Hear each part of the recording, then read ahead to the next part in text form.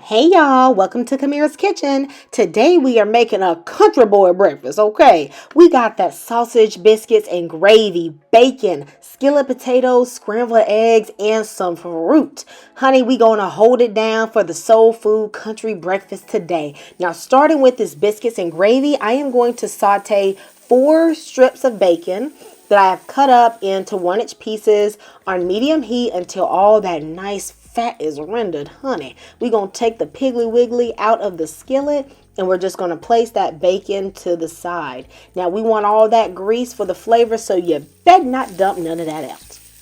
I'm then going to go in and I'm going to break up 1 pound of hot breakfast sausage. But if you don't like spicy, you can just use regular or even extra sage sausage would be delicious. Once it browns, I am going to add about 1/4 of a large onion. I'm going to saute this for 3 to 4 minutes until that onion is nice and caramelized and releasing all that flavor. As for me, I need more than salt and pepper in my gravy, so I like to put in some fresh sage. This is about 6 leaves that I chopped up, a teaspoon of poultry seasoning, half a teaspoon of pepper, and a teaspoon of garlic. I'm going to saute this for about 30 seconds until the aroma is just taking over my kitchen. And then I'm going to put in 2 tablespoons of butter. Now, don't come up in my comments asking me about the calories. I don't know. You know, these old school recipes, they got fat and flavor. Okay, don't worry about it. All right. Now, I'm going to just add enough flour to make the thickness of the gravy that I want.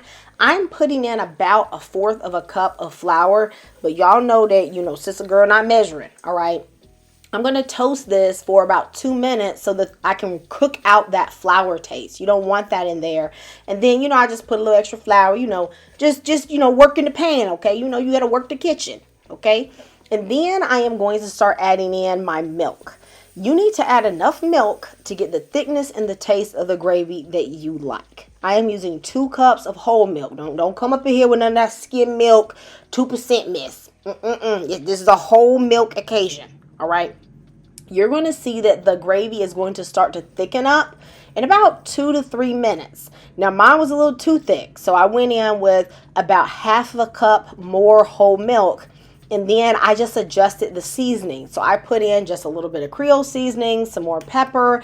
I also decided to add a teaspoon of this chicken bouillon. And no, it does not make the gravy taste like chicken. It just enhances the flavor. I also like to put 1/4 of a cup of heavy cream so that it can be super rich and delicious, and just let this simmer for about 1 minute. If it cools and gets too thick, you can add a little bit of hot water, just about 1/4 of a cup or so to loosen it up. Now, I was not even 1% interested in doing some homemade biscuits, so I just cooked these frozen biscuits according to the package instructions. To work on these potatoes, I'm going to add some boiling water from my kettle to a pot, just to speed things up. I'm going to put in a tablespoon of chicken bouillon and half a tablespoon of salt. I have about 2 pounds of potatoes that I've left the skin on, and I've cut them into 1-inch pieces. I'm going to let these boil until they are just fork tender, which should take about 15 minutes.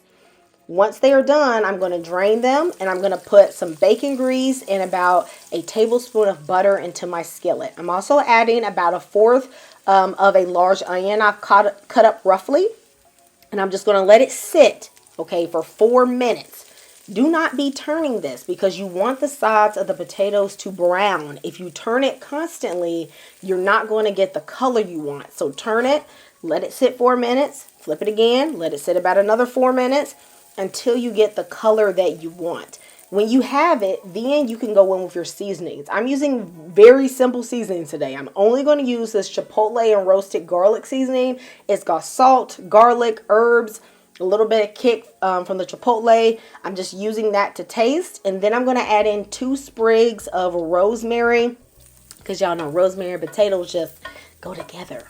I'm going to saute this for about 1 more minute just to bloom the spices. And honey, baby, these are the best breakfast potatoes you have ever tried. Okay, I can put money on that. My scrambled eggs are simple, but you definitely need to add at least a tablespoon of butter. I have 4 eggs that I just whisked with a little half and half, salt and pepper. I let them sit for about 30 seconds before actually just pulling the eggs around the pan. Now, you don't want to Just keep constantly stirring and stirring your spatula. That is how you break up your eggs and you make them very piecey.